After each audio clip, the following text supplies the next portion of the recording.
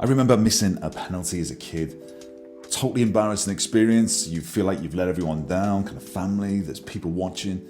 And again, even as a child, you can't planted a seed in your mind. You can't do this. You'll never amount to anything, you're rubbish, and you've lost all confidence. So what I'm saying here is confidence is about the conversation that you have with yourself, which will determine the level of certainty as to whether you think you can do something or whether you can't. So what I'm saying here is the reason why maybe you're not pursuing that goal, or you're scared to ask somebody out, maybe it's creating a YouTube video or a business, it's because of the conversation that you're having with yourself. It's that I can't as opposed to I can, and therefore the lack of certainty then is planted in your mind. Now this could be a similar situation to mine where it's a horrible experience, maybe it's trauma, something significant's happened, and sometimes it's people, sometimes it's the media.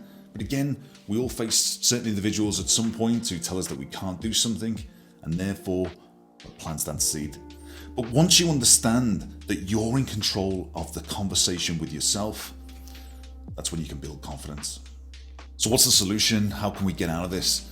And the first point I want to raise is you have to change the record. As cheesy and as cliched as that sounds, it just simply means changing that repetitive loop. Now, how can you do this? It's simple in the sense that step one, you have to create the outcome that you want. Not about what your friends and family think, not what society's saying. It means what do you actually want?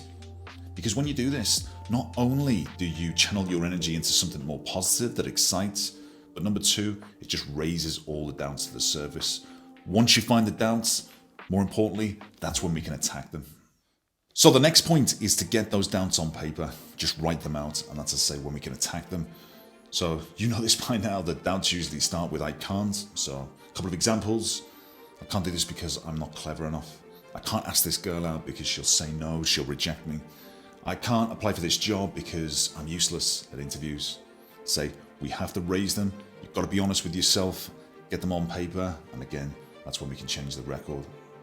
The next step you need to take is changing the I can'ts into I cans.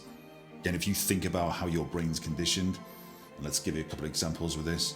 If you haven't heard a song on the radio for years, and then one day it pops up, you know every single word because it's been conditioned in your mind.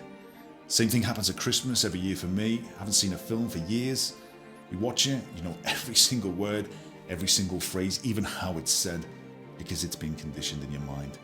And this is the difference between people who are confident and people who are not. They are conditioning themselves with totally different statements in their mind. So let's go back to a couple of examples. So for someone saying, I can't do this job interview because I'm not very good, how you change it is the phrase is completely different. So a confident person might say, well, I'm not good at interviews, but I'm going to do everything I can to improve every single day. It's a totally different statement which will determine the action that you take. Same thing with relationships we touched on before. You can't ask this person out because they might say no.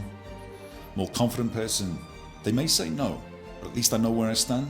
And if they do, I'll find someone better. A totally different attitude which will determine a totally different level of action to get to that outcome. So in summary, for this little section, know your outcome. Once you do, it raises the doubts. You then have to change that statement, reword it so you're not lying to yourself, but you feel better. If you feel more confident with the statement that you create and you condition it over and over again, that's how you build confidence. Always remember, confidence is the conversation that you have with yourself. And what I'm going to do next is just raise a couple more points which I think will help. Again, just give you that level of certainty that you can move forward with whatever situation you're faced with. The second key point I want to raise is comparisons will kill confidence. Now, I teach 17 and 18-year-olds careers every day.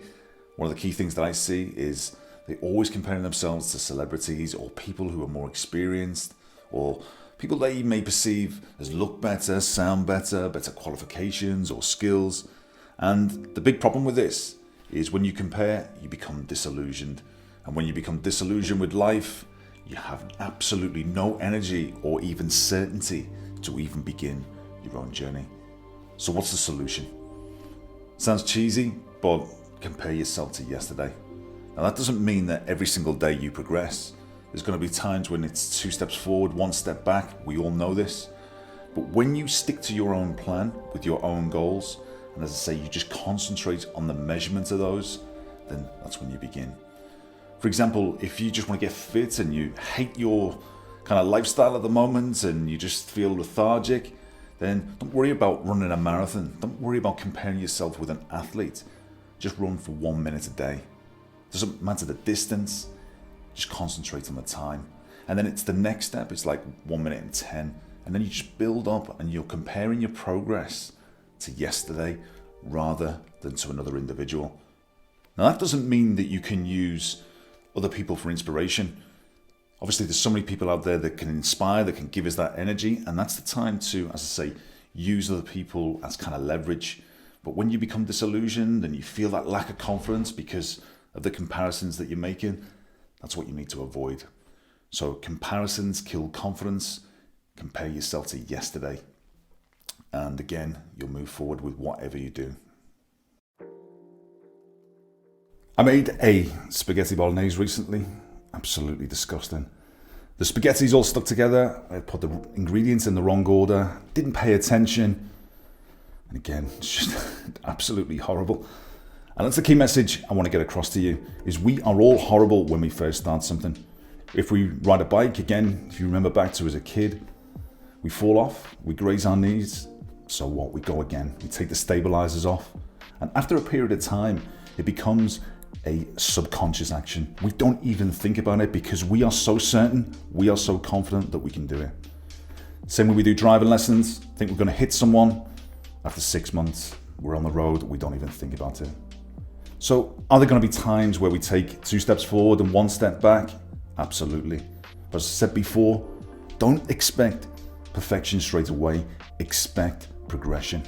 So in my case, spaghetti bolognese, simply watching a few YouTube videos, paying attention, and with each step, it became a subconscious action where now, when I do it, it's like, I don't even need to think. Practice makes perfect, guys. Just take the consistent action every single day, and you'll get there.